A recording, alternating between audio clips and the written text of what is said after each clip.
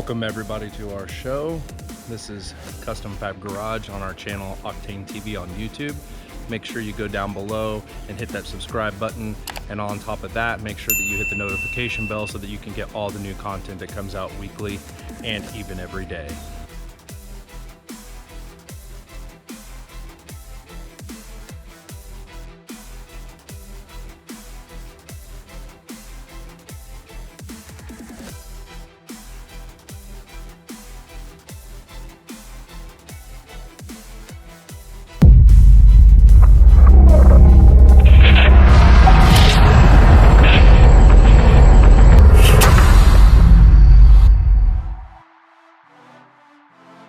This is the amp kit we're going to be using today on this Honda Civic. It's a SCAR amp kit. You can find it on Amazon. We'll put a link down below. We're going to use this amp kit today that we're going to be running in this 2015 Honda Civic.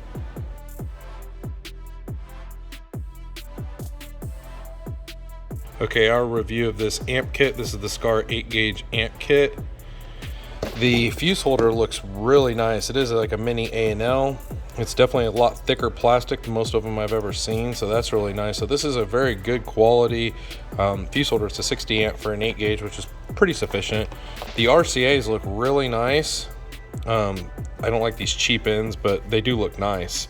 Definitely don't look like cheap ones that we get with all the other amp kits that we do get.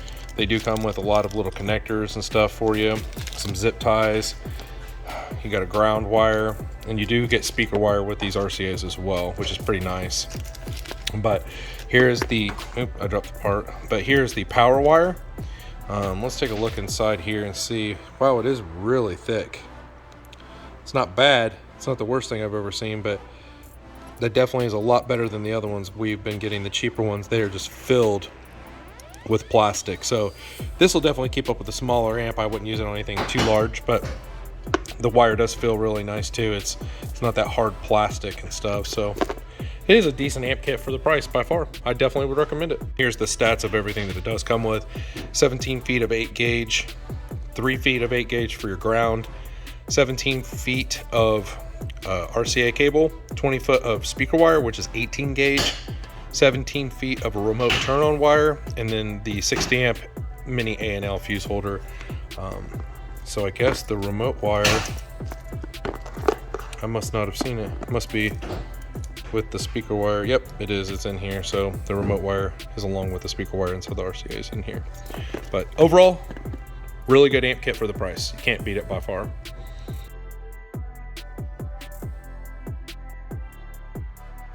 This is the adjustable line output converter, LOC, high to low, whatever you want to call it, that we're going to be using from PAC SNI 35. We'll put a link down below.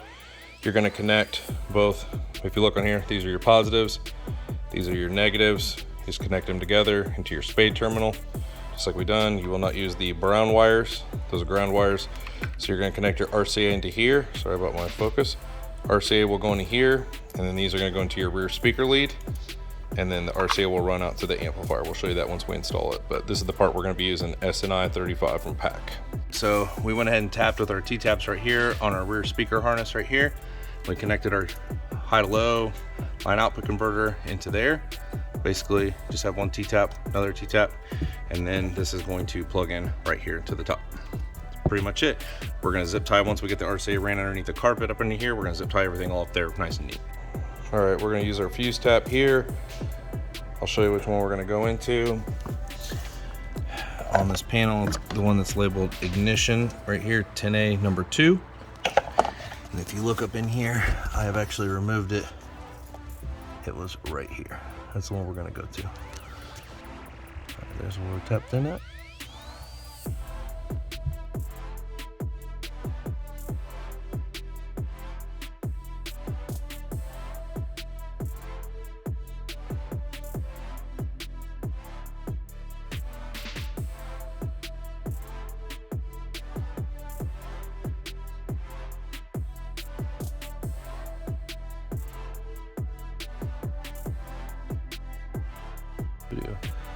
Everything's all wired up. Power, speaker wire, everything's looking good.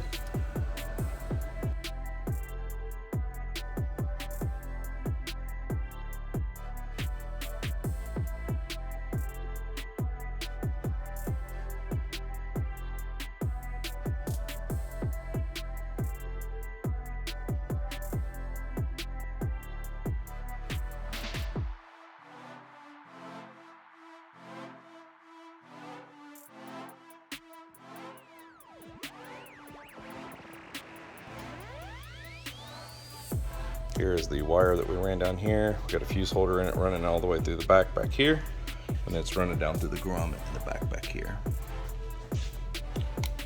Everything's all connected right there. I'm serious. All right, talk about what you're doing. So, take your handy dandy plastic pry tool. There's a screw back here and there's a screw right here. So you take your little pry tool, pop this in here. It should pop completely out. You have to watch this right here, and it slides down in the little things here. There's a Phillips screw right there. All right. So this one here, there's a little bitty spot on the end right here. If you look, you can see it right here.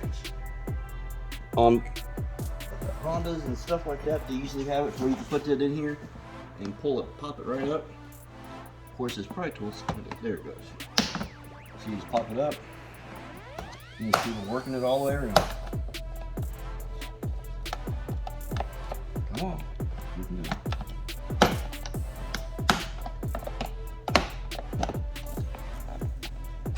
There we go. All right, so you watch this little right here, because it slides into here. So you have to slide it out, flip this over. That's 2 plug-ins. You have to take this little bit white right here, push that little bit tab in. I don't know if you can see it where you're at. There's a little tab right here you push in. And once you push that in, it'll come your comes right up. And right here's the tab. Okay. Okay, and this is the same thing. The little gray one, push it down. And it slides right out. Okay. And you set this to the side.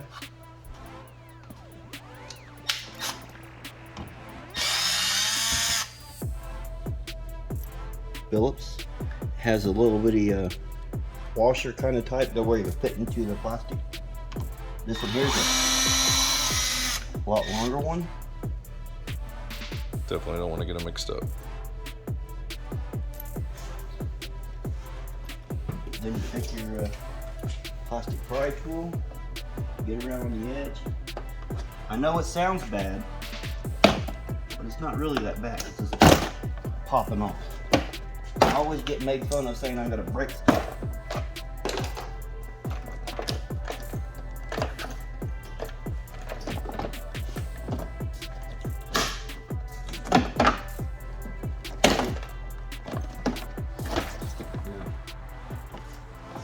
That stays with the car. You take it and you slide it right back into the hole. And then this comes right out. And there's the back side. These are the little clips. push-ins. You want to make sure you put all those back in before you put the door panel back on.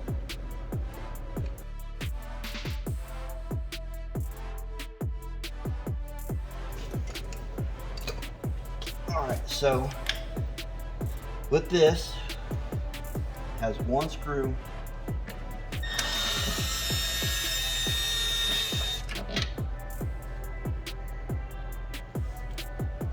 It's like a bolt, basically.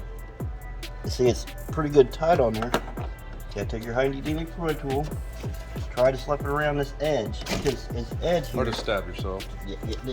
That'll work good. There it goes. It has some kind of like glue from factory. So you take it out, pull it out, you slide it up. Then you have your little plug right here. You squeeze both of them together.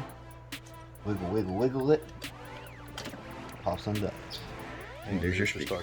Let's see the back side of that. There you go.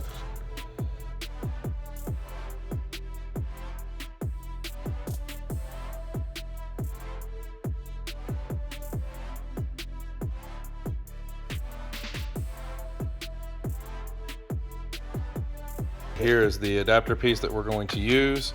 It's an 824401, and this is the speaker harness that we're going to use, which is a 727800 from METRA. We're going to take this, you just take your plier and pull on it, and it will knock these down. I'll show you that. Okay, so basically you just pull on it like this, and all these will fall out because you don't need them, because this is made to do 6s, 5 1/4, I believe, probably more 6, 6 1/2, and 6 3/4. You just pull them off, and then boom, now your speaker will fit right in there. about the size of. So we have our adapter here.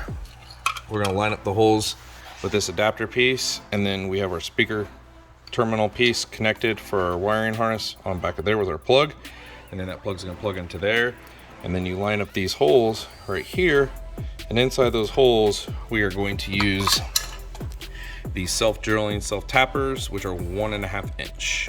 You definitely want to get 1 inch or above because of the deepness of this.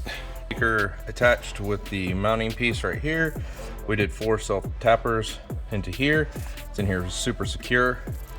Everything looks like it should from OEM.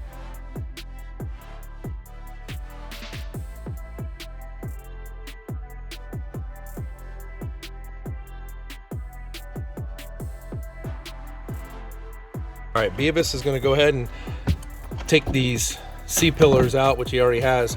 So he went and just pulled those open, and there's the clips on the back side. And right now he is trying to get this large tan piece out so that we can get to the rear speakers. It is definitely not easy. Oh, there he goes, he got it out. Gotta get the seatbelt out, but he got that bad boy out pretty quick, man. He's a genius over here. Just letting him do his thing. Then you got to redirect the seatbelt out through the hole. It's got a little crack in there for it, and then you can pull this whole entire piece out of the back. Man, give him Beavis credit today. He's just knocking stuff out like crazy. Look at him go. It must be that ponytail, I bet. Look at him dragging the top. What's up, Boris? little note there. There's a plug there. You want to unplug that. I almost got killed by this thing. So unplug that first before you yank it out. And then here's your 2 speakers sitting in the back. Looks like 2 6.5s. We're gonna go ahead and remove those today. From the bottom, they're not the worst speaker I've ever seen, but they're definitely not the best.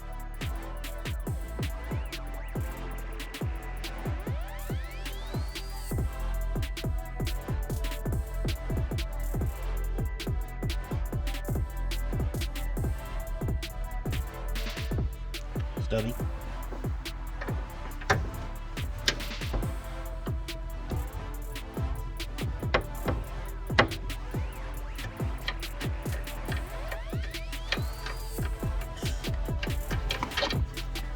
And it has this long bolt that goes in it. And then basically he's gonna pull that out, but this is what it looks like when it pulls out. It has this long bolt that goes through here, and then these 2 little legs that go over there. So it just kind of slides in, then locks down. There's your wonderful stock speakers.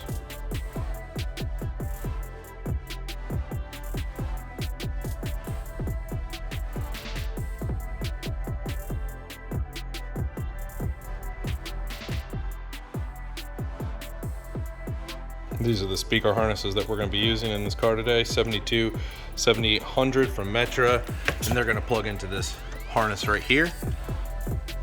So that way you don't have to cut anything. All right, so we have this screwed down. Sorry about the silver versus black.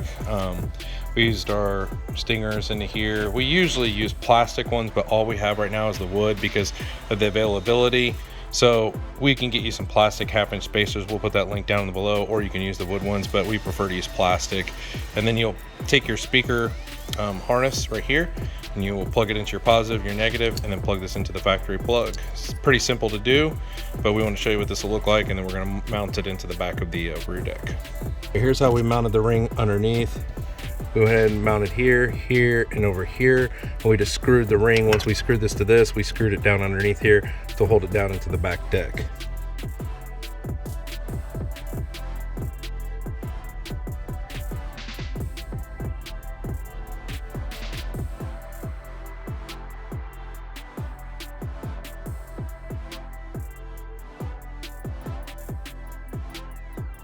All right, we got the rear speakers in. The reason why we don't like using the wood is because it does that. It kind of cracks a little bit, so we'd rather use plastic. See how I did it on this one too. This new MDF is just not as nice as it used to be, so I would definitely recommend using the plastic if you get the chance, but we just had to use with what we had for today.